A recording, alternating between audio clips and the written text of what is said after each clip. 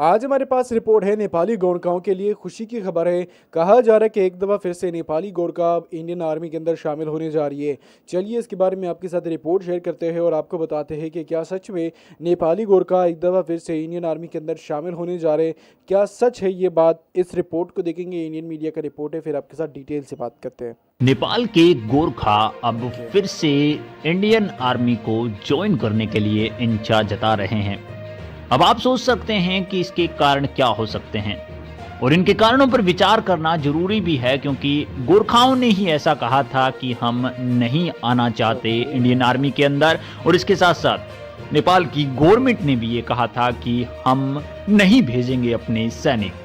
नमस्कार, मैं PM DNA Singh और आप देख रहे हैं कमाल यार। इस वीडियो में कंप्लीटली बात करेंगे, वीडियो के अंत तक बने रहिए। और अगर आप चैनल पे नए हो तो चैनल को सब्सक्राइब करके बेल आइकन दबा लीजिए ताकि आपको कुल अपडेट भी सबसे पहले मिल सके। चलिए वीडियो को शुरू करते हैं।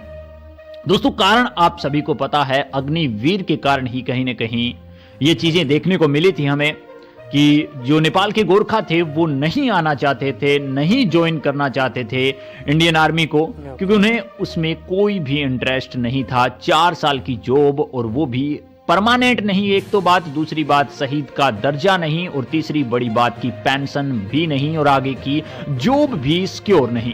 तो ऐसे में कोई बंदा नहीं आना चाहेगा। दूसरी बड़ी बात यह हुई कि 2 सालों के अंदर इंडियन आर्मी के अंदर गोरखाओं की बहुत बड़ी भारी गिरावट देखने को मिली। गोरखा रेजिमेंट, जो कि हमेशा से इतिहास लिखाने वाली यहाँ पे रेजिमेंट रही है, और हर एक युद्ध के अंदर उनका इतिहास लिखा भी गया है, अच्छे मेडल भी लिए हैं, अच्छे पदों पर भी गए हैं, यानी कि ब्रेवरी के अंदर उनका नाम हमेशा याद रखा जाता है और रखा भी जाना चाहिए, क्योंकि उन्होंने कार्य भी कुछ ऐसे ही किए हैं। कुल मिलाकर बात यह है कि पिछले दिनों यहाँ पे जो इंडियन आर्मी है उन्होंने भी इस चीज के ऊपर ये आशा जताई थी कि उनको दोबारा से लाना पड़ेगा, और इस बीच में उन्होंने ये भी कहा था कि उनके लिए सिस्टम बदलना पड़ेगा। ओनली गोरखा रेजिमेंट, जो कि कहीं ना कहीं नेपाल से लोग भर्ती होने के लिए आते हैं, नेपाल के गोरखा जो भर्ती होने के लिए आते हैं, नेपाल के गोरखा लड़ाके फिर से भारतीय सेना में क्यों शामिल होना जानते हैं, ये भी जान लेते हैं। भारतीय सेना की भर्ती योजना में नियमों में बदलाव से नेपाल के युवा प्रभावित हुए हैं, जो दुनिया भर की सेनाओं में शामिल होने के लिए प्रशिक्षण ले रहे हैं, और कुछ ने रूस का रुख भी किया है। पश्चिमी नेपाल के शहर पोखरा के एक खूबसूरत खेल मैदान में नवंबर के आखिरी ठंडी हवाओं के अंदर वार्म अप करते हुए या फिर जंपिंग करते हुए गोरखाओं को देखा जा सकता है। लगभग 60 युवकों ने लयबंद धमक की आवाज गूंज करी थी। किशोरों की प्रशिक्षण उन्होंने यहाँ पे गोरखा भर्ती कार्यक्रम के अगले दौर के लिए प्रशिक्षित करते हुए देखा जा सकता है।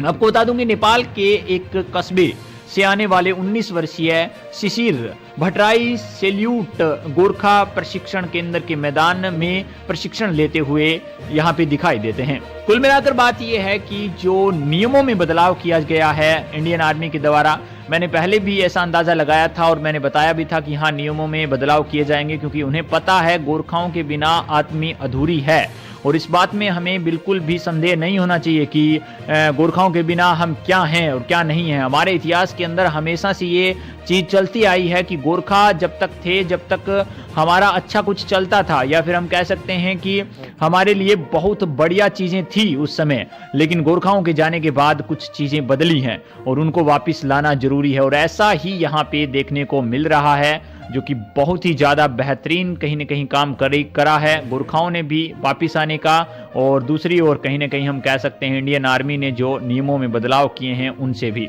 इसके बारे में अपने विचार कमेंट सेक्शन में जरूर लिखिए। यार, पिछले 4 साल से नेपाली गोरखा जो है वो इंडियन आर्मी के अंदर शामिल नहीं हो रहे। इससे पहले नेपाली आर्मी जो है वो इंडियन आर्मी के अंदर शामिल होते थे एज अ गोरखा आर्मी। अब आप सबको पता है कि गोरखा जब इंडियन आर्मी के अंदर शामिल होते थे तो वो एक बड़ी रेंज और एक बड़े वक्त के लिए काम करते थे, ना कि सिर्फ इसके लिए कि 2-4 साल के लिए इंडियन आर्मी में अंदर जाए।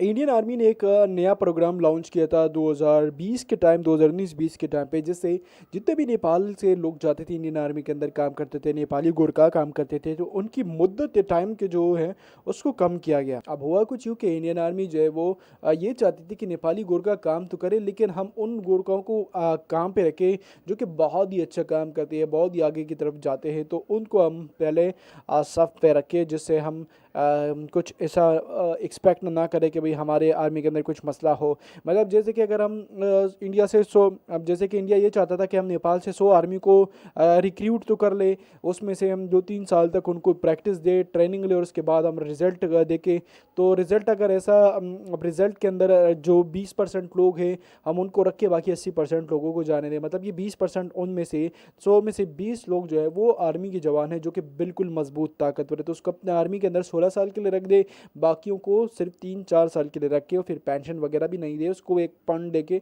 जाने दिया जाता। तो इससे इंडिया नेपाल के ताल्लुकात में भी काफ़ी ख़राबी आई है। हमने ये देखा भी है कि इंडिया और नेपाल के बीच में जो इशू था वो यही था कि नेपाली गोरखा इंडियन आर्मी के अंदर नहीं जा रही। अब अगर एक बार फिर से स्टार्ट हो जाता है नेपाली गोरखा इंडियन आर्मी के अंदर, तो 16 साल के लिए अगर होगा या इससे बड़े मुद्दत के लिए होगा तो फिर नेपाली गोरखा जाएंगे, वरना उनका तो यही कहना है कि हम अपने मुलाजमत के टाइम अगर हम अच्छा काम कर ले तो हमें काफ़ी ज़्यादा फ़ायदा होगा, ना कि हम इंडियन आर्मी में जाए।